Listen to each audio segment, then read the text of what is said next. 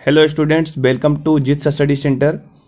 आज मैं कुछ सवाल को कलेक्ट करके लाया हूं। आपका बिहार पारा मेडिकल का जो प्रीवियस ईयर क्वेश्चन है उससे जनरल साइंस का जो थोड़ा न्यूमेरिकल सवाल है मैं उसको कलेक्ट करके लेके आया हूं। जो उसमें से संभावित सवाल है मैं उसी को कलेक्ट किया हूं। इस तरह के सवाल आपके एग्जाम में आने की संभावना है, तो इससे रिलेटेड जो थ्योरी है उसको आप थोड़ा सा समझ लीजिए और ऐसे सवाल को हम कैसे बना सकते हैं इसको भी थोड़ा समझ लेंगे, ताकि अगर इस तरह का सवाल आपके एग्जाम में आया तो आप आसानी से सोल्व करके अपना स्कोर बढ़ा सकते हो। ठीक है, तो चलते हैं आज का पहला सवाल पे। आज का पहला सवाल आपके स्क्रीन पे ये रहा। आपका सवाल कह रहा है कि 20 मीटर लंबी छड़ के एक सिरे पर 8 किलोमीटर का भार तथा दूसरे सिरे पर 12 किलोमीटर का भार लटका हुआ है। यदि छड़ का भार 6 किलोग्राम हो तो छड़ का संतुलन 12 किलोमीटर से कितना दूर होगा। देखिए, इसको हम फिगर से समझाने का प्रयास करते हैं। बोला एक छड़ है, ठीक है, तो ये देखिए इस तरीके का एक छड़ है। ये इस तरीके का देखिए छड़ है। इस छड़ में क्या है, दो तरह का वजन लटका हुआ है। ये रहा आपका वजन। देखिए इस साइड बोला है कि यहाँ पे जो वजन है वो 12 किलोमीटर का है, और इस साइड जो वजन है ये बोला हुआ है 8 किलोग्राम का है। ठीक है, इसके बाद इसने बोला है कि इसकी लंबाई जो है, ये लंबाई यहाँ से लेकर के यहाँ तक छड़ की लंबाई ये आपका 20 मीटर दे रखा है। ठीक है, साथ में इसने ये भी बोला है कि जो छड़ का वजन है, ये जो आपका छड़ है रेड कलर का दिख रहा होगा, इस छड़ का वजन 6 किलोग्राम है।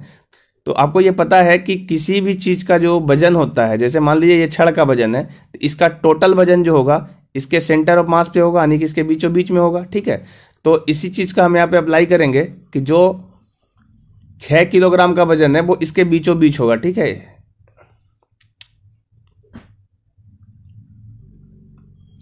जो 6 किलोग्राम का वजन होगा वो इसके बीचों बीच होगा। ठीक है, 6 किलोग्राम का वजन यहाँ पे मान के चलेंगे, ये छड़ का वजन है। ठीक है, तो यहाँ से लेके यहाँ तक की जो दूरी है वो आपका 10 मीटर है, और यहाँ से लेकर के इधर भी जो दूरी है वो 10 मीटर है, चूंकि ये बीचों बीच हमने ऐसा कहा है। तो अब देखिए इसको हम लोग कैसे कर सकते हैं। तो हम क्या करेंगे, ये जो पूछा है कि इसको अगर हम संतुलन करें तो 12 किलोमीटर के वजन से कितना दूरी पे हम लोग इसको संतुलन कर सकते हैं। तो आप ये कह सकते हो, संतुलन करने का मतलब इसको बैलेंस करने का रहा है कि अगर आप इसको किसी एक बिंदु पे अटका के रखो तो ये किसी भी तरफ नहीं झुकना चाहिए। ठीक है, तो हम क्या करें कि 12 सेंटीमीटर से x दूरी मानते हुए, यहाँ से x दूरी मानते हुए मान लो कि इस बिंदु पे अगर आप इसको टिकाने का प्रयास करोगे तो ये संतुलन में रहेगा, ऐसा हमने एज्यूम किया है। ठीक है, तो अगर यहाँ से इस बिंदु पे टिकाने का हम प्रयास कर रहे हैं, ये देखिए यहाँ से टिकाने का प्रयास किए हुए हैं, है ना, जिसको हम दूरी माने 12 किलोग्राम से x दूरी माने, इसलिए माने 12 से क्योंकि ये सवाल में खुद ही लिख रखा था कि आपको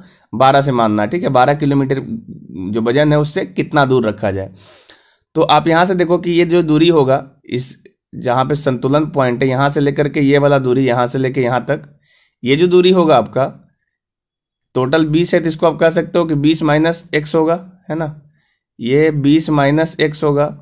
और ये जो आपका 6 kg वाला वजन है, इसकी दूरी अगर हम इस पॉइंट से कैलकुलेट करें तो टोटल 10 है, उसमें से x हटा देंगे तो ये वाला जो दूरी हो जाएगा वो आपका 10 माइनस x हो जाएगा। ठीक है, ये आपका 10 माइनस x हो जाएगा। ठीक है, अब हम लोग क्या करेंगे कि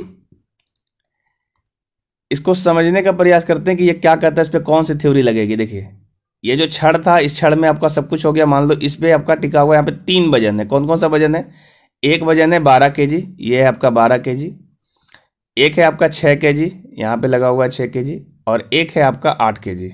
ठीक है, ये 8 kg है, ये 6 kg है, और ये आपका 12 kg है। ठीक है, तो इस संतुलन पॉइंट से सबकी दूरी दे रखी है तीनों वजन की, कितना कितना है, तो ये वाला x दूरी है, ये वाला संतुलन से जो है ए आपका 10 माइनस x है, और ये संतुलन से जो ये दूरी है यहाँ से यहाँ तक, ये दूरी आपका 20 माइनस x है, 20 माइनस x है। ठीक है, तो ये वजन जो है इस वाले वस्तु को जो है, देखिए 12 kg वाला जो वस्तु है इस पूरे छड़ को इस साइड मोड़ने का प्रयास करेगा ऐसे।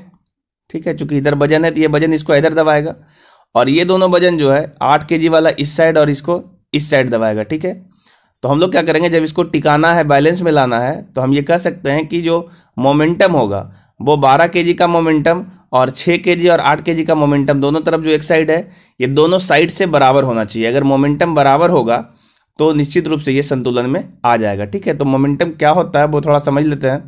तो मोमेंटम निकालिएगा ना तो इसको हम लोग बोलते हैं, अगर आप इस क्षण का मोमेंटम निकालना चाहते हो दोनों साइड से, मान लो यहाँ पे फिक्स पॉइंट है, तो आप क्या करेंगे ना कि ये यहाँ पे जो लोड लग रहा है, ठीक है, ये लोड कितना लग रहा है, तो इधर अगर 8 kg है सपोज, मान लो इधर m मास मान लेते हैं m2, इधर मास मान लेते हैं m1, ठीक है।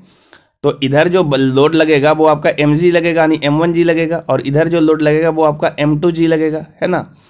तो हम यहाँ से मोमेंटम निकालने के लिए क्या करेंगे, इधर का जो m आएगा वो आपका मोमेंटम को हम लोग कैपिटल M से शो किए, तो आप क्या करेंगे, इधर का बल, तो बल इधर कितना है, ये वाला बल m1g है, और इसका जो फिक्स पॉइंट है उस फिक्स पॉइंट से दूरी कितना है, वो दूरी से इसको हम मल्टीप्लाई कर देंगे। ठीक है, तो इधर का मोमेंटम निकल जाएगा। और अगर इधर का मोमेंटम निकालना चाहते हो, जिसको हम m2 का दे रहे हैं, इसको m1 का देते हैं, तो इधर वाला बल ले लेंगे, यानी F2 बल ले लेंगे, और इसका जो दूरी होगा वो दूरी से हम लोग मल्टीप्लाई कर देंगे। तो यहाँ से F2 आ जाएगा m2g इंटू डी, और यहाँ से जो मोमेंटम आ जाएगा इसमें बल आ जाएगा m1g इंटू एक्स। ठीक है, और ये दोनों जो मोमेंटम है यानी m1 बराबर m2 कर देंगे तो आपका सॉल्यूशन आ जाएगा। ठीक है, यही इसमें थ्योरी आपको लगाना है कि दोनों तरफ से जितने भी बल लग रहे हैं उन सब का मोमेंटम दोनों तरीके से, यानी फिक्स पॉइंट के दाएं और फिक्स पॉइंट के बाएं, दोनों तरफ से मोमेंटम बराबर होना चाहिए। ठीक है, तब जाके ये बैलेंस में होगा। जिधर का मोमेंटम ज़्यादा अगर कर देंगे तो फिर उस साइड वो झुक जाएगा। ठीक है, तो इसको हटा दे रहे हैं। तो देखिए, सवाल को बनाने के लिए क्या करेंगे कि इस साइड का जो मोमेंटम है, इस साइड का मोमेंटम ये निकालेंगे। तो इधर देखिए 12 kg का बल लग रहा है, तो इधर का मोमेंटम कितना हो जाएगा, तो कहेंगे इधर बल कितना लगेगा, तो 12 इंटू जी लगेगा, और इसकी दूरी फिक्स पॉइंट से कितनी है, तो इसकी दूरी x है। ठीक है, तो इस साइड में तो एक ही बल है, लेफ्ट साइड में ये जो फिक्स पॉइंट है इसको हम लोग फिक्स पॉइंट कह रहे हैं, ध्यान में रखिएगा। तो ये जो फिक्स पॉइंट है इससे बाएं साइड में तो एक ही बल था 12 न्यूटन का, तो 12 इंटू जी कर दिए, जी आपका ग्रेविटेशनल त्वरण है। ठीक है, और जो दाएं साइड में है वो 2 बल है, तो इधर का बल का मोमेंटम क्या होगा, तो देखिए इसका जो मोमेंटम होगा वो 6 गुने जी कर लेंगे, और गुने इसकी दूरी है 10 माइनस एक्स, है ना, फिक्स पॉइंट से इसकी दूरी चेक करना है। और इधर एक और है जो 8 kg का है, तो इसको हम कर देंगे 8 गुने जी, और इधर जो आपका दूरी है वो 20 माइनस एक्स है। ठीक है, ये दूरी है, तो ये दोनों मोमेंटम आपस में क्या होगा, बराबर होगा। ठीक है, आप ऐसा कर सकते हो कि देखो यहाँ से मोमेंटम m1 बराबर होगा m2 प्लस m3 के, यहाँ पे ये वाला जो बल है इसको हम m1 मोमेंटम के लिए कर रहे हैं, इसको m2 कर रहे हैं और इसको m3 कर रहे हैं। इस तरीके से आप बराबर कर दीजिए, आपका आंसर आ जाएगा।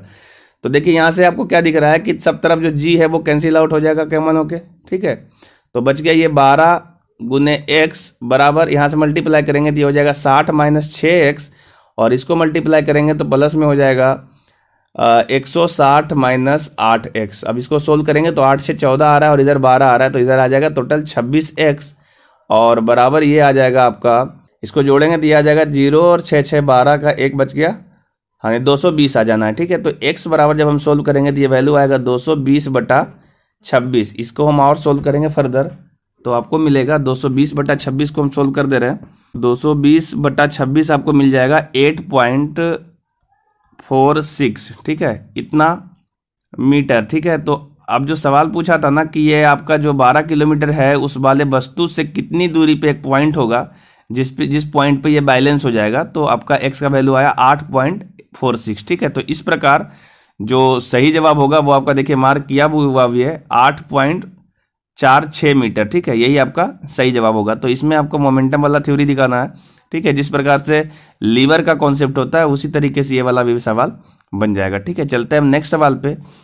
तो देखिए नेक्स्ट सवाल कह रहा है कि एक ट्रांसफार्मर में प्राथमिक और द्वितीय कुंडलियां में फेरों की संख्या क्रमशः 140 और 280 है। यदि प्राथमिक कुंडली में 4 एम्पियर धारा जा रही है तो बोला है द्वितीय कुंडली में कितनी जानी चाहिए। ठीक है, अच्छा सवाल है ये। देखिए जो ट्रांसफार्मर होता है, देखिए समझना जरूरी है, इसकी थोड़ा सा थ्योरी समझ लेते हैं कि जो आपका ट्रांसफार्मर होता है, ट्रांसफार्मर ये 2 तरह का होता है। ठीक है, एक को हम लोग कहते हैं स्टेप अप ट्रांसफार्मर। ठीक है, स्टेप अप ट्रांसफार्मर कहते हैं, और एक को कहते हैं स्टेप डाउन ट्रांसफार्मर। ठीक है, स्टेप अप ट्रांसफार्मर होता है और स्टेप डाउन ट्रांसफार्मर होता है। स्टेप अप में क्या होता है कि मेरा वोल्टेज इंक्रीज करता है। ठीक है, वोल्टेज को इंक्रीज करने का काम करता है, ये वोल्टेज ये क्या करता है, इंक्रीज करता है, बढ़ाता है। और स्टेप डाउन जो होता है वो वोल्टेज को घटाता है, ठीक है, डिक्रीज करता है, ये इसको लिख दीजिए, बढ़ाता है, ये वोल्टेज बढ़ाता है और ये घटाता है, ठीक है। तो जो भी आप इसमें इनपुट देंगे ना, ये वोल्टेज बढ़ाने और घटाने का काम करता है, ट्रांसफार्मर का यही काम है। तो जैसे ये जो ट्रांसफार्मर होता है, इस ट्रांसफार्मर में दो कुंडली लगे होते हैं, ठीक है, एक तरफ इधर बाइंडिंग किया हुआ होता है एक कुंडली में, और एक इधर भी, इस साइड में भी आपका बाइंडिंग किया होता है, इसको दो कॉइल कह रहे हैं। तो दो कुंडलियां हैं इसकी, इसको हम लोग प्राथमिक कुंडली कहते हैं, ठीक है। जो यहाँ पे सवाल में भी दिया हुआ है, ये आपका प्राथमिक कुंडली है, और ये आपका जो है सेकेंडरी कुंडली या द्वितीय कुंडली है, ठीक है, ये आपका द्वितीय कुंडली है, ठीक है। तो इसमें जो ये टर्न है ना, लपेटा हुआ जो होता है, जितनी बार आप वायर को लपेटते हैं उसकी संख्या हम बोल रहे हैं, इसको N1 कर रहे हैं, इधर N1 लपेटा हुआ और इधर N2 लपेटा हुआ, ठीक है। तो जो फेरों की संख्या होती है ना, उस पर डिपेंड करता है, ठीक है। यदि आपका N1 बड़ा है N2 से, मतलब कहने का ये हुआ कि प्राथमिक कुंडली पे आपके ज़्यादा फेरे लगे हुए हैं सेकेंडरी कुंडली से, द्वितीय कुंडली से, तो निश्चित रूप से ये आपका स्टेप डाउन ट्रांसफार्मर होगा। क्या होगा? Step down transformer. और यदि आपका N1 का वैल्यू कम है N2 से, अर्थात N2 बड़ा है, तो ये आपका स्टेप अप ट्रांसफार्मर होगा, ठीक है। अगर प्राथमिक कुंडली में ज़्यादा लपेटे लगाए गए हैं, ज़्यादा आपका कॉइल बांधा गया है, तो इसको हम लोग काउंट कर लेते हैं। अगर N1 ज़्यादा है N2 से, तो निश्चित रूप से ये स्टेप डाउन होगा, और अगर N2 ज़्यादा है तो स्टेप अप होगा, ठीक है। तो ये आपका थ्योरी है। तो यहाँ पे लिख रखा है कि जो आपका फेरों की संख्या है वो 140 और 280 है, ठीक है। प्राथमिक में बोल रखा है कि 140 लपेटे लगाए गए हैं, ठीक है। इसको हम थोड़ा सा यहाँ से हटा दे रहे हैं। तो देखिए यहाँ से जो का प्राथमिक कुंडली है वो N1 दे रखा है कितना, 140, और आपका N2 दे रखा है 280, ठीक है। ये सपोज मान लीजिए प्राथमिक कुंडली है, ये आपका सेकेंडरी कुंडली, तो इसमें जो फेरा लगे हुए हैं ये आपका टोटल 140 फेरा लगा हुआ है, और इसमें जो फेरा लगा हुआ है वो 280 फेरा लगा हुआ है, ठीक है। तो जब आप करंट देते हो I1, तो आपका आउटपुट I2 इधर से निकलना चाहिए करंट का, ठीक है। तो कहने का ये मतलब हो रहा है कि देखिए समझना है इसको, कि एक फॉर्मूला आपको इस्तेमाल करना है। वो फॉर्मूला कह रहा है, देखिए क्या, कि N1 अपॉन N2, ठीक है, ये बराबर होता है V1 अपॉन V2 के, और ये बराबर होता है ये बराबर होता है आपका I2 अपॉन I1 के, I2 अपॉन I1 के, ठीक है। ये आपका वोल्टेज है, ठीक है। तो आपको ये समझना है कि लपेटा जो लगा होता है ना, ये नंबर ऑफ टर्न है, ठीक है। N जो है नंबर ऑफ टर्न है, तो नंबर ऑफ टर्न और इसका वोल्टेज का सीधा संबंध होता है। जिधर नंबर ऑफ टर्न ज़्यादा होगा उधर से ज़्यादा वोल्टेज मिलेगा, ठीक है। और जो करंट होता है उसके साथ में उल्टा संबंध होता है। तो आपको जो भी रिलेशन लेना है वो रिलेशन आपका नंबर ऑफ टर्न और विद्युत धारा में लेना, जो कि इसी का सवाल है। तो आप क्या लेंगे रिलेशन? आपको रिलेशन लेना होगा N1 अपॉन N2 बराबर I2 अपॉन I1। विद्युत धारा के साथ में नंबर ऑफ टर्न उल्टा संबंध रखता है। अब इसको हम सॉल्व करेंगे। देखिए यहाँ पे सब कुछ पुट कर दे रहे हैं। तो देखिए N1 जो है प्राइमरी है, तो प्राइमरी में आपको 140 टर्म है, और सेकेंडरी में आपका 280 टर्म है, ठीक है। और I2 आपसे पूछा है, और प्राइमरी में जो करंट दिया जा रहा है वो 4 एम्पियर का दिया जा रहा है। अब इसको हम सोल्व करते हैं। तो देखिए ये वाला जो वैल्यू काटेंगे तो 2 आएगा, और इसको कट करेंगे तो ये भी 2 आएगा, और इस प्रकार से I2 का जो वैल्यू आ रहा है वो 2 एम्पियर आ रहा है। यानी कि सेकेंडरी कॉइल में जो है 2 एम्पियर की धारा जनरेट होगी, जो कि आपका आंसर नंबर बी में देखिए आपका टिक मारा हुआ पहले से भी है कि 2 एम्पियर इसका सही जवाब होगा, ठीक है। तो चलते हैं हम नेक्स्ट सवाल पे कि नेक्स्ट सवाल क्या बोल रहा है। नेक्स्ट सवाल है कि एक गतिमान पिंड को गतिज ऊर्जा 400 जूल है, ठीक है। एक कोई भी गतिमान पिंड है जिसकी ऊर्जा दे रखा है 400 जूल है। पिंड पर उसकी गति के विरुद्ध 25 न्यूटन का औसतन बल लगाने से पिंड की कितनी दूरी जाकर के रुकेगी, ठीक है। देखिए बहुत अच्छा सवाल है ये। देखिए समझते हैं। मान लीजिए कि कोई एक पिंड है, ये आपका मान लीजिए पिंड है। ये पिंड की जो गतिज ऊर्जा है ना, गतिज ऊर्जा जो है इसको हम एनर्जी बोल रहे हैं, काइनेटिक एनर्जी। ये काइनेटिक एनर्जी 400 जूल दे रखी है, ठीक है। और ये आपका इस तरीके से गति कर रही थी। तो बोला कि इसके विरुद्ध में हम एक बल लगाए हुए हैं जिसका नाम है F बराबर 25 न्यूटन, ठीक है। 25 न्यूटन का इसके विरुद्ध जब बल लगाएंगे तो निश्चित रूप से ये गति इस डायरेक्शन में कर रही थी, तो बल लगाएंगे इसके विपरीत में, तो ये आगे जाके कहीं ना कहीं पिंड रुक जाएगी, ठीक है। तो मान लीजिए यहाँ पे पिंड आकर के रुक गई है। तो यहाँ से लेकर के यहाँ तक ये कितनी दूरी तय की है, तो इस दूरी को हम लोग x बोल रहे हैं, ठीक है। x दूरी तय की है, और उसके बाद इसका जो वेलोसिटी है वो 0 हो गया। क्लियर है। ठीक है ना। इसके बाद आपको क्या करना है कि इसको सॉल्व करने के लिए पूछा कि ये कितनी दूरी जाएगी, यानी आपसे x का मान पूछा है। तो आपको क्या करना है कि ये समझना कि जो भी वर्क डन हुआ ना, जो भी आपका कार्य हुआ, वर्क डन को हम लोग कहते हैं कार्य, तो जो भी आपका कार्य हुआ ना वो उसमें जो ऊर्जा है ना उस ऊर्जा के बराबर होगा। जो आपका काइनेटिक एनर्जी दे रखा है या कुल ऊर्जा जो इसके अंदर में है उस ऊर्जा के बराबर होता है। आप ये कह सकते हो कि कार्य ही ऊर्जा है और ऊर्जा ही कार्य है। मतलब ये कि जो उस बॉडी में ऊर्जा संचित है, जितना ऊर्जा है उतना ही कार्य होगा, ठीक है, और जितना कार्य होगा उतना ही ऊर्जा उसमें खत्म होगी। ये दोनों चीजें बराबर होता है आपस में। आपको नहीं पता तो इस बात को आप अप्लाई करेंगे, आपका सवाल बन जाएगा। अब देखिए कार्य क्या होता है, तो आपको मालूम होगा कार्य जो होता है वो होता है बल इंटू विस्थापन। क्या होता है? बल इंटू विस्थापन, ठीक है। कार्य होता है बल इंटू विस्थापन, और ये आपकी ऊर्जा दे रखा है 400 जूल, ठीक है, और आपका बल दिया हुआ है 25 न्यूटन, ठीक है, और इसका विस्थापन है x। तो x इतना हो गया, ये 400। तो x जब हम यहाँ से सोल्व करेंगे तो ये वैल्यू मिलेगा 400/25, ठीक है, और इसको जब काटेंगे तो 25 को जब हम 400 काटेंगे तो ये वैल्यू 16 से कट जाएगा। तो इस प्रकार से जो x का वैल्यू आएगा वो 16 मीटर आएगा, और इस प्रकार से जो आपका है ऑप्शन नंबर सी सही है, ठीक है। बहुत छोटा सा सवाल था, इस कॉन्सेप्ट पे आपका सोल्व हो जाएगा कि जो कार्य होता है वही आपका जो बॉडी में संचित ऊर्जा है उसके बराबर होती है, ठीक है। तो कार्य बराबर ऊर्जा करेंगे और आपका आंसर आ जाएगा, ठीक है। जो नेक्स्ट सवाल है वो आपका स्प्रिंग से है। देखिए एक अच्छा सवाल है, बोला यदि m द्रव्यमान का एक ब्लॉक 40 सेंटीमीटर की ऊंचाई से स्प्रिंग पर गिराया जाता है तो स्प्रिंग 10 सेंटीमीटर तक संपीड़ित हो जाती है। यदि स्प्रिंग का बल नियतांक 980 न्यूटन पर मीटर है तो ब्लॉक का द्रव्यमान क्या होगा? बहुत अच्छा सा सवाल है। देखिए इसमें कुछ जो थ्योरी है हम आपको समझा दे रहे हैं। स्प्रिंग के क्या कैरेक्टर होता है? देखिए स्प्रिंग आपका इस तरीके का होता है। मान लीजिए एक नॉर्मल स्प्रिंग जो है, अभी इसकी लंबाई मान लीजिए इतना है, ठीक है। इस स्प्रिंग की लंबाई को हम लोग, ओरिजिनल आपका है ये, ठीक है, अगर आप नॉर्मल स्प्रिंग जब लेंगे तो मान लीजिए इसकी लंबाई इतनी है। अब क्या है ना, इस लंबाई को हम लोग सपोज कुछ भी बोल देते हैं, P बोल दे रहे हैं, ठीक है। अब इस स्प्रिंग को यदि आप ना खींचेंगे, इसको हम लोग खींचेंगे, तो खींचने के बाद क्या होगा कि ये स्प्रिंग जो है थोड़ा सा फैल जाएगा, और फैल करके मान लीजिए इतना आ गया, ठीक है। आप इसको इस तरीके से खींचे हुए इधर है, ठीक है, तो इतनी लंबाई क्या हुआ, खींचने के बाद में ये लंबाई इतना बढ़ गया, ठीक है। मान लीजिए x इसकी लंबाई बढ़ गई है। तो स्प्रिंग का कैरेक्टर क्या होता है ना कि यदि आप इसको खींचोगे तो स्प्रिंग आपको अंदर की तरफ खींचेगी, ठीक है। आप इसको अगर बाहर की तरफ खींचोगे तो स्प्रिंग आपको अंदर की तरफ खींचेगी, ठीक है। ये स्प्रिंग का कैरेक्टर है, उल्टा कैरेक्टर चलता है इसका। और यदि आप स्प्रिंग को कंप्रेस कर दो, दबा दो, तो दबाने के बाद स्प्रिंग जो है इस तरीके से दब जाएगी, और इसके ओरिजिनल जो आपका लेंथ है उससे x दब जाएगी, ठीक है। मान लीजिए ये x क्या हो गया, दब गया। ये इसकी ओरिजिनल लंबाई थी और इतना इसका क्या हो गया, दब गया, ठीक है। तो जब आप इसको दबा के रखे हुए हो ना, इस साइड दबा के रखे हुए हो, तो स्प्रिंग आपको बाहर की तरफ बल लगाएगी। मतलब ये हमेशा आपके लगाए हुए बल के उल्टा कैरेक्टर का होता है। आप उसको दबाएंगे तो वो आपको बाहर की तरफ बल लगाएगी, अगर उसको आप खींचेंगे तो स्प्रिंग अपने तरफ खींचेगी, ठीक है।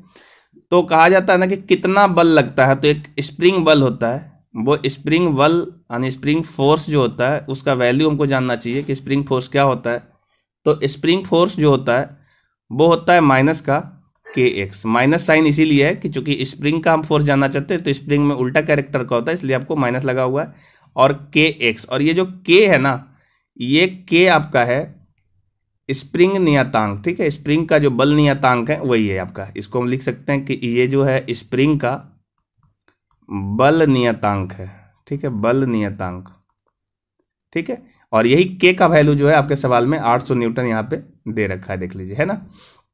और x जो है ये है आपका, जितना आप इसको संपीड़ित करते हो, जितना इसको हम लोग संपीड़ित करते हैं, या जितना इसको हम लोग, संपीड़न का मतलब होता है दबाना, या जितना इसको हम लोग खींच करके फैलाते हैं, ठीक है, जितनी भी दूरी। तो आपको x यहाँ पे पहले खींच के निकाल देते या x इसको दबाए थे, तो ये आपका होता है। तो आपको कभी भी स्प्रिंग फोर्स डायरेक्ट पूछे ना कि क्या होता है स्प्रिंग फोर्स, तो आप डायरेक्ट बाय फॉर्मूला बोल सकते हो कि F बराबर जो होता है, F S बोल देते हैं, स्प्रिंग फोर्स बराबर हो जाता है माइनस का kx, ठीक है। तो आपको समझ आया कि स्प्रिंग फोर्स क्या होता है। इसी प्रकार से आपका स्प्रिंग की एनर्जी जो होती है वो भी समझना है, ठीक है। तो देखिए स्प्रिंग एनर्जी क्या होती है वो समझा दे रहे हैं आपको। देखिए स्प्रिंग एनर्जी, स्प्रिंग एनर्जी, ठीक है। अब जैसे आप स्प्रिंग को दबा के रखेंगे, तो दबा के रखेंगे तो जितनी भी आपने एनर्जी उस पर खर्च किया है स्प्रिंग पे, ठीक है, वो एनर्जी स्प्रिंग में जाके स्टोर हो जाती है। जैसे ये स्प्रिंग है ना, इसको आपने मान लो कि इधर दबा के रखे हुए, इस साइड में दबा के रखे हुए, कितना दबा के रखे हुए हैं, तो इसको हम एक्स दबा के रखे हुए हैं, ठीक है।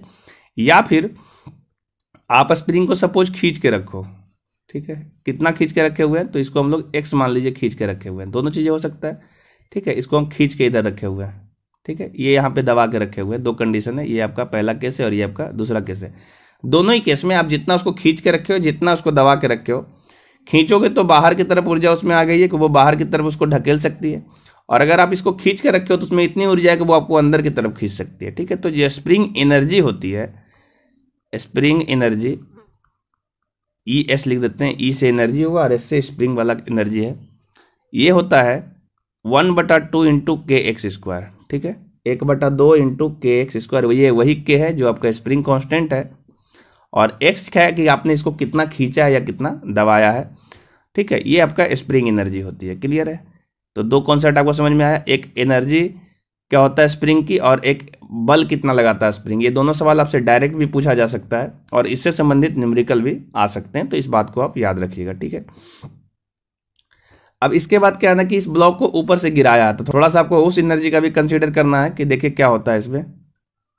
अगर कोई भी वस्तु, मान लीजिए आपका पृथ्वी का तल है, ठीक है, इस पृथ्वी तल से कोई भी वस्तु अगर जमीन पे रखा हुआ है ना, देखिए अगर ये वाला वस्तु जमीन पे रखा हुआ है यहाँ पे, तो इसकी जमीन से कोई हाइट नहीं है ना, इसकी हाइट कितनी है, 0, मतलब जमीन से कुछ भी ऊंचाई नहीं है। तो इस ब्लॉक में जो ऊर्जा आएगा ना, ऊर्जा कौन सी ऊर्जा आएगा, स्थैतिज ऊर्जा, स्थैतिज ऊर्जा, ये ऊर्जा आपका 0 होगा क्योंकि इसकी कोई ऊंचाई नहीं है। स्थैतिज ऊर्जा होता है आपका mgh, ठीक है, और h का वैल्यू 0 है, तो ये पूरी की पूरी वैल्यू 0 होगी। लेकिन यदि हम इसको h ऊंचाई तक उठा दें ना, h ऊंचाई तक उठा दें, तो इसमें एक एनर्जी स्टोर हो जाता है जिसका नाम है mgh, ठीक है। अब इसको छोड़ेंगे तो ये वाला वस्तु कुछ ना कुछ कार्य कर सकता है। यहाँ पे कोई वस्तु रखोगे तो इसको तोड़ सकता है, इसको दबा सकता है, इसको चोट पहुंचा सकता है, मतलब इस वाले वस्तु में अब ऊर्जा आ गई है। क्यों? क्योंकि इसको हमने पृथ्वी तल से h ऊंचाई पे ऊपर रखा हुआ है, ठीक है। अब ये दोनों को मिला करके आपका एक सवाल पूछा गया है, ठीक है। तो दोनों सवाल क्या कहता है, एक बार हम अब सवाल पढ़ते फिर से और इसको हम लोग रिलेट करके इसका जवाब निकालते हैं, ठीक है। देखिए एक स्प्रिंग है, सवाल ही बोला था ऐसा कि ये जो स्प्रिंग है, सपोज ये वाला स्प्रिंग है, ठीक है, ये स्प्रिंग पे अभी एक ब्लॉक है जो ऊपर ऐसे रखा हुआ था, ये स्प्रिंग है और ऊपर में एक ब्लॉक है, ठीक है, जिसका द्रव्यमान बोला है कि m द्रव्यमान का ये ब्लॉक है, और ये 40 यहाँ से स्प्रिंग की ऊंचाई से, देखो ये आपका जो है 40 मीटर है इसकी ऊंचाई। देखो लिखा हुआ है कि एक ब्लॉक है जो 40 मीटर की ऊंचाई से स्प्रिंग पर गिराया जाता है, ठीक है, स्प्रिंग पे 40 मीटर की ऊंचाई से गिराया जाता है, और जब ये गिरता है वहां से तो फिर ये स्प्रिंग को दबा देता है, ठीक है। जब ये गिरेगा निश्चित रूप से स्प्रिंग को दबाएगा, बोला कितना दबाता है, तो 10 सेंटीमीटर जो है इसको दबा देता है, ठीक है। तो आपका जो स्प्रिंग है, देखिए मान लीजिए 10 सेंटीमीटर ये दब गया है, ठीक है, ये देखिए स्प्रिंग जो है 10 सेंटीमीटर दब गया और ब्लॉक जा करके यहाँ पे रुक गया, ठीक है। और गिरा था कहाँ से स्प्रिंग, तो गिरा था ये जो ब्लॉक है, ये ब्लॉक आपका 40 से गिरा था, और दबने के बाद में चूंकि 10 सेंटीमीटर दब गया है, ठीक है, सॉरी ये 40 मीटर नहीं था, ये 40 सेंटीमीटर था, और 10 जब दब गया तो ये जो आपका दूरी हो जाएगा दबने के बाद, ये 50 हो जाएगा, चूंकि पहले 40 था और जब ये 10 दब गया है तो आपका ये टोटल 50 हो जाएगा, ठीक है। तो देखिए इसको बनाने के लिए आपको क्या करना है ना कि जब ये मान लीजिए कि जो ब्लॉक था ये आपका ऊपर से नहीं गिरा था, ठीक है, तो इसकी जो दूरी हो गई थी कंप्रेशन के पहले वो 50 हो गई थी, तो इस वाले ब्लॉक में जो ऊर्जा संचित हुई थी वो mgh के बराबर होना चाहिए, ठीक है। तो जो ब्लॉक में एनर्जी था, जो ब्लॉक में एनर्जी था वो कितना था, वो mgh के बराबर था, ठीक है। तो m का वैल्यू कितना है तो आपको दिया नहीं गया, वो पूछ रहा है। g का वैल्यू आप g रहने दो, और h का वैल्यू जो हो जाएगा वो 50 सेंटीमीटर होना चाहिए, ठीक है। ये आपका हो गया ब्लॉक की एनर्जी। और स्प्रिंग में कितनी एनर्जी होती है, तो स्प्रिंग जो एनर्जी होता है, अभी जस्ट बताया कि आपका स्प्रिंग एनर्जी होता है वो होता है हाफ kx स्क्वायर, ठीक है। तो वैल्यू आ जाएगा हाफ इंटू k का वैल्यू आपका दे रखा है 980, और ये x है आपका 10 जो कंप्रेस हुआ है, इसको हम मीटर में कन्वर्ट कर देते हैं 10/100 और 10/100 चूंकि स्क्वायर है, एक्स स्क्वायर है तो 10/100 का स्क्वायर हो जाएगा। ठीक है, मीटर में इसलिए कन्वर्ट कर दिए क्योंकि ये आपका न्यूटन पर मीटर में था, तो इसको भी हमने मीटर में कन्वर्ट कर। तो जब स्प्रिंग एनर्जी और ब्लॉक एनर्जी को बराबर करेंगे, देखिए वैल्यू क्या आएगा, ये वैल्यू आएगा m इंटू जी का जो वैल्यू है 9.8 होगा। ठीक है, और जो आपका ये 50 सेंटीमीटर दे रखा है, इसको हम मीटर में कन्वर्ट करेंगे तो 100 से भागा हो जाएगा। ये आपका दशमलव काट के 10 लिख दे रहे हैं। ठीक है, और जो ये आपका ब्लॉक एनर्जी हुआ और स्प्रिंग एनर्जी कितना है, तो हाफ इंटू 980 मल्टीप्लाई 10/100 और मल्टीप्लाई 10/100। ठीक है, इतना आपका ये दोनों बराबर हो जाएगा। इसको बस आपको सोल्व करना है। ठीक है, तो जब इसको हम सोल्व करेंगे तो देखिए क्या मिल रहा है आपका, कि ये आपका नीचे देखिए 100 और 10, 1000 इधर है तो नीचे यहाँ से 1000 आते हैं तो 1 2 3 3 जीरो यहाँ से कैंसिल हो जाएगा, और ये वाला 10 और ये वाला 10 भी कैंसिल हो गया। ठीक है, और जब इसको हम कैंसिल करेंगे 98 से तो ये आपका देखिए 980 है तो ये आपका 10 आ जाएगा ऊपर। ठीक है, इसको कैंसिल करेंगे तो ये 10 को करेंगे तो ये आपका 5 आ जाएगा, यानी कि ये देखिए 10 गुने 5, ये आपका 10 गुने 5 50 हो गया, जो कि ये 50 को काट देगा। तो फाइनली जो आपको m बराबर मिला है वो आपका है m बराबर 1 kg। ठीक है, चूंकि कुछ बचा ही नहीं, m बराबर 1 बचा हुआ है, तो इस प्रकार से m बराबर 1 kg जो होगा इसका सही जवाब होगा, जो कि ऑप्शन नंबर 1 में दिख रहा है। ठीक है, तो इस तरह के सवाल को बनाने के लिए बहुत ज़्यादा कुछ करना नहीं है। हमने आपको थोड़ा सा थ्योरी बताया, क्या होता है स्प्रिंग फोर्स, क्या होता है स्प्रिंग एनर्जी, और किस प्रकार से आपका ब्लॉक जो आपका स्थैतिक एनर्जी है ब्लॉक में, उस ब्लॉक की एनर्जी को स्प्रिंग से रिलेट करके एक छोटा सा सवाल बनाया गया, और ये सवाल आपके एग्जाम के लिए काफ़ी इंपॉर्टेंट हो सकता है। ठीक है, चलते हैं नेक्स्ट सवाल की ओर। तो नेक्स्ट सवाल कहा कि कोई तारा पृथ्वी से 5 प्रकाश वर्ष दूर है। ठीक है, कोई तारा है जो पृथ्वी से 5 प्रकाश वर्ष दूर है, सॉरी दूरी का परिकलन जो है किलोमीटर में करें। बस सिंपल सा एक सवाल है। तो आपको क्या करना है कि जो दूरी है ये दूरी को आपको किलोमीटर में कन्वर्ट करना है। प्रकाश का वेग दे रखा है 3 × 10⁸ मीटर पर सेकेंड, और 4 ऑप्शन आपको दिया हुआ है। ये इतना बड़ा सवाल है नहीं, इस छोटा सा सवाल है। देखिए इसमें थोड़ा सा आपको याद रखने वाला चीज़ है। ठीक है, तो देखिए समझते हैं क्या प्रकाश वर्ष क्या है। ठीक है, पूछा भी जा सकता है कि ये प्रकाश वर्ष क्या है, तो आप बोलेंगे कि ये आपका दूरी मापने की इकाई है। क्या ये दूरी मापते हैं हम इससे, खगोलीय दूरी जो होता है इससे हम प्रकाश वर्ष से नापते हैं। सवाल कई बार पूछा ऑब्जेक्टिव में कि खगोलीय दूरी को हम किससे नापते हैं, तो क्या बोलेंगे प्रकाश वर्ष। ये आपका दूरी मापने की इकाई है। ठीक है, बहुत बड़ी इकाई है ये। ठीक है, और आपसे एक बार सवाल और भी पूछा जाता है कि दूरी की सबसे बड़ी इकाई क्या होती है, तो दूरी की सबसे बड़ी इकाई जो होता है वो पारसेक होता है। ठीक है, पारसेक। ठीक है, ये दोनों बात याद रखेंगे। ये भी अगर प्रकाश वर्ष भी दूरी की ही इकाई है, और दूरी की सबसे बड़ी इकाई जो होती है वो पारसेक होती है। ठीक है, तो और किलोमीटर क्या होता है, तो किलोमीटर भी तो दूरी नापने की इकाई है, पर छोटी इकाई है ये। ठीक है, प्रकाश वर्ष इसके एवरेज में बहुत बड़ा है, और पारसेक तो ऐसे ही बहुत बड़ा है ही। ठीक है, तो बस आपको ना प्रकाश वर्ष और किलोमीटर में क्या संबंध है, वो संबंध से आपका सवाल बन जाएगा। ठीक है, देखिए कैसे। तो आपको ना एक डाटा याद रखना है ये कि देखिए एक प्रकाश वर्ष बराबर होता है आपका 9.46 मल्टीप्लाई 10⁻12 किलोमीटर। ये अगर आपको याद है तो इस सवाल को बनाने में बहुत ज़्यादा परेशानी नहीं है। ठीक है, एक प्रकाश वर्ष जो दूरी होता है वो 9.46 × 10⁻12 किलोमीटर के बराबर होता है। ठीक है, अब बोला जो तारा है ना पृथ्वी से 5 प्रकाश वर्ष दूर है। ठीक है, तो 5 प्रकाश वर्ष का मतलब कितना किलोमीटर होगा, तो 5 प्रकाश वर्ष का मतलब हो गया 9.46 × 10⁻12 और मल्टीप्लाई 5। ठीक है, अब इसको बस सोल्व कर देना है। ठीक है, तो हम 5 से जब गुना करेंगे तो देखिए 6 × 5 = 30, 3 बचेगा, 5 × 20 3 23, 2 बचा, 9 × 5 = 45 और 2 ये 47। ठीक है, और 2 अंक के बाद दशमलव था तो ये 2 अंक के बाद दशमलव कर देते हैं, मल्टीप्लाई 10⁻12। ठीक है, तो अब जो ये सवाल है ना ये 10⁻12 में नहीं दिया हुआ, इतना किलोमीटर ये होना चाहिए, पर 10⁻12 में आपका ऑप्शन भी नहीं है। आपका जो ऑप्शन है वो 10⁻13 में है। ठीक है, या 10⁻10 में, तो आपका आंसर 12 के बाद ही होगा। तो इसको हम लोग क्या कर रहे हैं कि ये जो दशमलव यहाँ पे है ना, ये दशमलव को एक अंक इधर दाएं बाएं साइड में खिसका देते हैं, तो इसको हम लिख रहे हैं 4.73। ठीक है, तो दशमलव को जब हम इधर एक साइड बढ़ाएंगे तो आपका 1 to 0 पावर में बढ़ जाएगा। ठीक है, तो ये वाला आपका वैल्यू हो जाएगा 10⁻13 किलोमीटर। ठीक है, तो 4.43 × 10⁻13 किलोमीटर, ये आपका सही जवाब होगा, जो कि ऑप्शन नंबर डी में दिख रहा है। ठीक है, इस सवाल में बहुत ज़्यादा कुछ करना नहीं था, बस आपको ये याद रखना कि एक प्रकाश वर्ष का क्या मतलब होता है, कितना किलोमीटर होता है। डायरेक्ट आपके ऑब्जेक्टिव में भी ये बात पूछा जा सकता है कि एक प्रकाश वर्ष का मतलब कितना किलोमीटर हो, तो इसको आप याद कर लीजिए। ठीक है, चलते हैं नेक्स्ट सवाल पे, देखते हैं नेक्स्ट सवाल क्या बोलता है।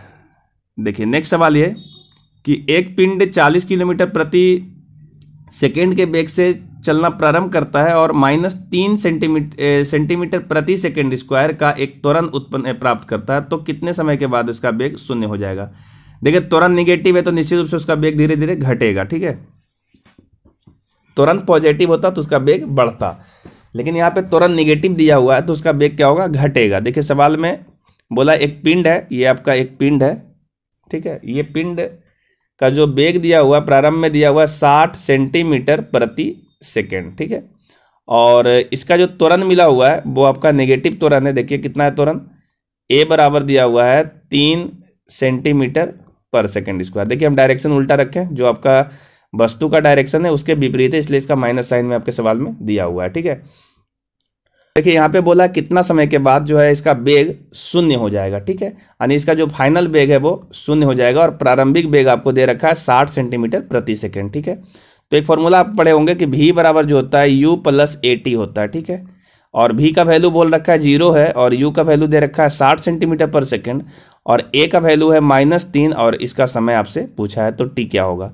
तो t बराबर जब हम सोल्व करेंगे तो ये वैल्यू देखिए आपका आ जाएगा 3t बराबर 60, तो यहाँ से t बराबर जो आ जाएगा 60/3 आ जाएगा और ये आपका आ रहा है 20 सेकेंड, यानी 20 सेकेंड के बाद जो है ये आपका इसका वेग जो है वो शून्य हो जाएगा। ठीक है, तो तीनों फॉर्मूला आप याद रखिए, जो गति का 3 फॉर्मूला है ना वो तीनों यहाँ पे हम लिख दे रहे हैं एक बार कि v बराबर u प्लस at, दूसरा है v स्क्वायर बराबर u स्क्वायर प्लस 2as और एक है s बराबर ut plus half at square. ये तीनों फॉर्मूला से कई बार सवाल पूछे जा चुके हैं और जो मोशन का चैप्टर है वो हमने यूट्यूब पे 3-4 वीडियो छोड़ा है और उस वीडियो को आपको देखना चाहिए। वो वीडियो काफ़ी इंपॉर्टेंट भी है और बहुत अच्छा, मतलब वो वीडियो अगर उस वीडियो को आप एक बार देख लेते हैं तो आपका किसी भी एग्जाम में, चाहे वो पैरामेडिकल हो, पॉलिटेक्निक हो या रेलवे का एग्जाम हो, बीपीएससी का एग्जाम हो, कोई सा भी एग्जाम हो, अगर मोशन से चैप्टर से अगर कोई भी सवाल आ जाएगा तो आपसे नहीं छूटेगा, इसकी गारंटी है। आप जाइए, आप उस वीडियोज़ को एक बार देख लीजिए और ये सब तो उसके सामने फिर भी छोटा सवाल है। ठीक है,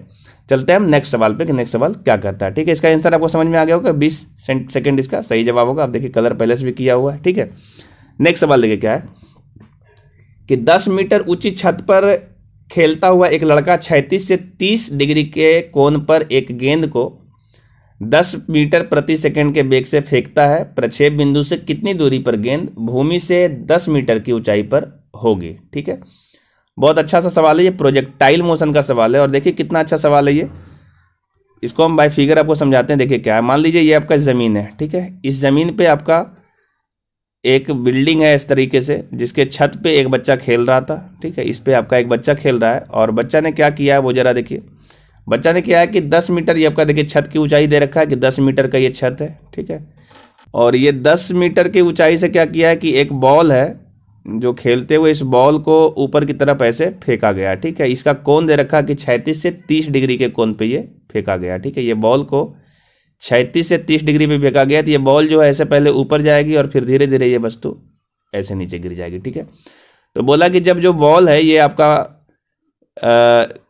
जमीन से 10 मीटर की ऊंचाई पर होगी। ये देखिए 10 मीटर की ऊंचाई का मतलब ये होता है कि जितना ऊंचा बिल्डिंग था उतना ही आपका दे रखा है 10 मीटर की ऊंचाई पे होगा, मतलब बिल्डिंग के पैरेलल ही है, ये छत के पैरेलल है। ये देखिए ऐसे, तो जब वस्तु यहाँ पे आ जाएगी तो बोला है कि ये जो दूरी तय करेगी ना, यहाँ से यहाँ तक कितनी दूरी तय कर चुकी रहेगी, ये आपसे पूछा है। यानी आपका प्रोजेक्टाइल मोशन में रेंज होता है जिसको आप परास बोलते हो, ये परास आपसे पूछा जा रहा है। ठीक है, थोड़ा सा समझते हैं इसको हम कैसे बना सकते हैं। ठीक है, तो जब भी आपका प्रोजेक्टाइल मोशन का सवाल होगा ना, तो इसमें क्या करना है कि देखिए कोई भी वस्तु को जब हम थीटा कोण पे फेंकते हैं ना, तो इसका 2 आपका वेग होता है, एक आपका क्षैतिज में और एक आपका परपेंडिकुलर में। तो एक होता है u cos थीटा और दूसरा जो होता है u sin थीटा होता है। ठीक है, तो आपका जब मैक्सिमम ऊंचाई पे बॉल पहुंचेगा ना, तो यहाँ पे जो वस्तु का बाई डायरेक्शन में जो वेग होगा वो 0 होगा। ठीक है, सॉरी एक्स डायरेक्शन में लिखा गया, वस्तु का जो बाई डायरेक्शन में वेग होगा ना वो आपका 0 हो जाएगा, चूंकि v बाई का वैल्यू यहाँ पे 0 होना चाहिए। कहाँ पे, जहाँ पे वस्तु अधिकतम ऊंचाई पे पहुंच जाएगा। ठीक है, आप अगर प्रोजेक्टाइल मोशन नहीं पढ़े हो तो सबसे पहले आपको थोड़ा बहुत प्रोजेक्टाइल मोशन का आइडिया लेना पड़ेगा, तब ये सवाल को आप आसानी से बना पाओगे। ठीक है, आप याद रखिए इस चीज़ को कि जब वस्तु प्रोजेक्टाइल मोशन में अधिकतम ऊंचाई पे पहुंचती है उस समय आपका जो वेलोसिटी अब बाई है, यानी जो उसका वेग है वो शून्य हो जाएगा, क्योंकि अब वस्तु वहाँ से ऊपर नहीं जाएगी अधिकतम ऊंचाई से, वहाँ से अब धीरे धीरे वस्तु नीचे आएगी। ठीक है, तो भी बाई क्या होगा, 0 होगा।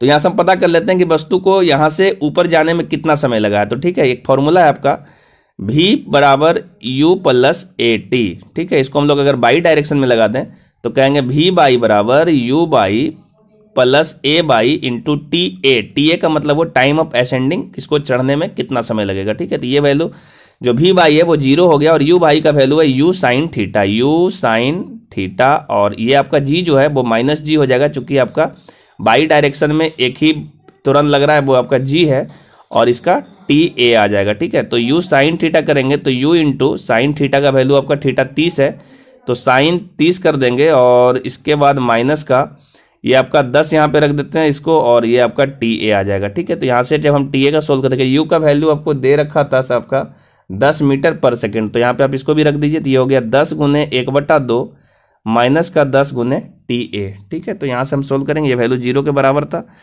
तो यहाँ से जो मेरा टी ए का वैल्यू आ जाएगा वो देखिए कितना आएगा, ये देखिए काट रहे हैं तो 5 आ रहा है, और ये इधर से 10 है, तो 5/10 करेंगे तो ये वैल्यू आ जाएगा आपका 1/2 सेकेंड। ठीक है, 10 आपका सोल्व करेंगे इसको 5/10 करके, तो ये आपका 1/2 सेकेंड आएगा। ठीक है, तो टी ए का मतलब होता है टाइम ऑफ असेंडिंग, यानी कि वस्तु को जहाँ से फेंका गया है वहाँ से अधिकतम ऊंचाई तक चढ़ने में इसको कितना समय लगा। ठीक है, अधिकतम ऊंचाई तक, जैसे यहाँ से फेंका गया तो ये इसकी अधिकतम ऊंचाई होगी, यहाँ पे जाने में कितना समय लगा, तो टी ए लगा। याद रखिएगा कि अधिकतम ऊंचाई से जब वो जमीन पे पुनः वापस आएगा, यानी जहाँ से फेंका गया था उसके पैरेलल में आ जाएगा, तो इसको हम टी डी बोलते हैं, यानी उतरने का समय था। ये चढ़ने का समय था और ये उतरने का समय है, और प्रोजेक्टाइल मोशन में चढ़ने का समय और उतरने का समय बराबर होता है। इस प्रकार यदि हम ये बोलें कि इसको जहाँ से जिस रेंज से वस्तु को फेंका गया था अपने ही क्षैतिज में वहाँ तक आने में इसको कितना समय लगेगा, तो कहेंगे T A plus T D, अर्थात आधा आपको चढ़ने में लगा आधा सेकंड, तो आधा सेकंड इसको उतरने में भी लगा होगा। ठीक है, तो हम क्या बोल रहे हैं, देखिए समझना है इसको कि ये आपका 10 मीटर था, और 10 मीटर पे ही पूछा था कि वस्तु कहाँ पे कितनी दूरी पे आएगा। ठीक है, ये वाला आपका जो रेंज है ये आपसे पूछ रहा है, वस्तु इस तरीके से फेंका गया था। ठीक है, ये आपका अधिकतम ऊंचाई था, ये टी ए हुआ और ये आपका टी डी हुआ। ठीक है, यहाँ से वस्तु जो है 30 डिग्री पे फेंका गया था, तो ये आपका टी ए का वैल्यू जो है ना हाफ सेकेंड आया हुआ है, तो टी डी का ही वैल्यू आपको हाफ सेकेंड ही लेना है। आपको याद रखना है ये चीज़ कि चढ़ने का समय और उतरने का समय बराबर होता है। इस प्रकार से जो टोटल टाइम है ना, टोटल टाइम, इसको हम टाइम ऑफ फ्लाइट बोलते हैं, कि वस्तु कितनी देर हवा में रही, आप इसको उड़ान काल हिंदी में बोलते हैं, कितना आएगा, तो ये T A plus T D होता है, जो कि आपका टोटल जोड़ेंगे तो ये 1/1 और 1/1 का जोड़ेंगे तो ये आपका 1/2 और 1/2 को जोड़ेंगे तो ये आपका 1 सेकेंड टोटल मिलेगा। यानी 1 सेकेंड में जो है वस्तु आपका इस जगह पे आ जाएगा। ठीक है, यहाँ से फेंका गया था, तो जमीन से आपका 10 मीटर की दूरी पे जहाँ पे भी होगा, यहाँ पे आपको आने में इसको आपका 1 सेकेंड का समय लगेगा। ठीक है, तो अब आपको रेंज निकालना है, तो ये जो रेंज है ना आपका क्षैतिज में। ठीक है, तो आपको क्या करना है, एस निकालना है, तो एस बराबर होता है UT plus half A T square. ठीक है, लेकिन आपको ये एक्स डायरेक्शन में निकालना है, चूंकि आपका रेंज जो है एक्स डायरेक्शन में। ठीक है, तो ये आपका जो एस है वो आपका आर बन जाएगा, और यू एक्स लगाएंगे, और यहाँ से टी जो है टोटल टाइम लगाएंगे। ठीक है, टोटल टाइम कितना लगा है, इसको हम टाइम ऑफ फ्लाइट बोल रहे हैं, और आपका ए एक्स जो है देखिए यहाँ से लिखा हुआ ना half into A x into time of flight का होल स्क्वायर। तो आप देखिए यहाँ से क्या करना है कि ए एक्स में कोई भी त्वरण नहीं है, ये आपका 0 हो जाएगा। ठीक है, क्योंकि एक्स में कोई भी त्वरण नहीं, जो भी त्वरण था वो सिर्फ वाई में था जिसका मान जी था, तो ए एक्स तो 0 हो गया, तो सिर्फ आपको रेंज बराबर जो मिल गया ना वो मिला you x into T F.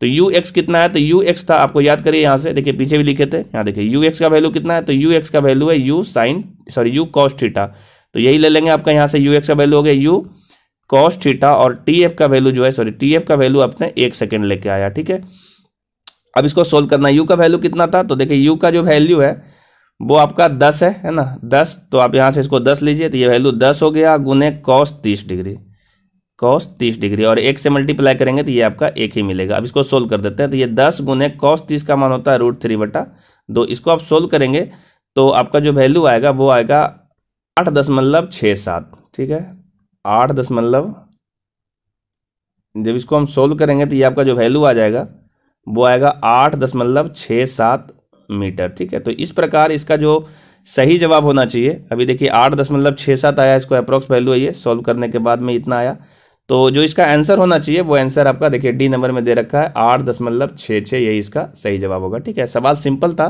कि जब जमीन से 10 मीटर की दूरी पर, ऊंचाई पर सॉरी, ये आपका जो बॉल पहुंचेगा तो वो जहां से फेंका गया था उस जगह से ये कितनी दूर होगा, तो ये आपका रेंज के बराबर होगा। ये रेंज आपको निकालने बोला गया था। ठीक है, उम्मीद है आपको ये पांचों सवाल समझ में आया होगा। अगर समझने में कोई भी परेशानी आ रहा है इस तरह का सवाल, तो इसका बेसिक आपको पढ़ना पड़ेगा। ठीक है, आपका कई साइंस का वीडियो डाला जा चुका है, आप प्लेलिस्ट में जाइए, साइंस के प्लेलिस्ट में, वहाँ पे कई वीडियो है डाला हुआ इंपॉर्टेंट, उसको आप एक बार देखिए, आपको सब कुछ धीरे धीरे समझ में आ जाएगा। ठीक है, आपका भी कोई ऐसा सवाल है तो आप व्हाट्सएप पे भेज सकते हैं।